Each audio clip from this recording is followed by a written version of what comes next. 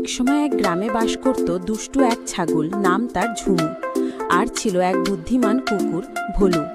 ঝুমুর স্বভাব ছিল যেখানে সেখানে লাফিয়ে বেড়ানো, আর ভোলুর স্বভাব শান্ত, নিয়ম মেনে চলা।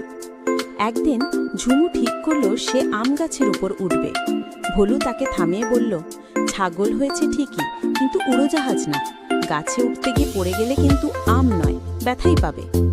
ঝুমু হেসে বলল, চিন্তা করো না বন্ধু, আমার ভারসাম্য ছাগলের মতোই। তারপর ঝুমু গাছের নিচে গিয়ে লাফ দিল। প্রথম ডালে উঠতেই গাছটা দুলে উঠল।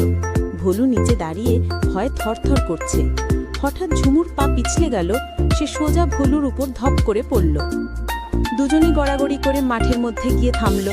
ভোলু বিরক্ত হয়ে বলল, বন্ধুত্ব রাখতে রাজি, কিন্তু তোমার অ্যাডভেঞ্চার আমার হাড় ভাঙার আগে কমাও। ঝুমু লজ্জা পেয়ে বলল, ঠিক আছে, আজ থেকে দুষ্টুমি অল্প করব, তবে মাঝে মাঝে একটু লাফালাফি তো করতেই হবে। ভোলু হাসল, লাফাও, কিন্তু আমার মাথায় নয়। তারপর থেকে ঝুমু লাফালাফি করত মাঠে, আর ভোলু পাহারা দিত তাকে। দুজনের ঝগড়া কমল, আর বন্ধুত্ব হলো দারুণ পাকাপোক্ত।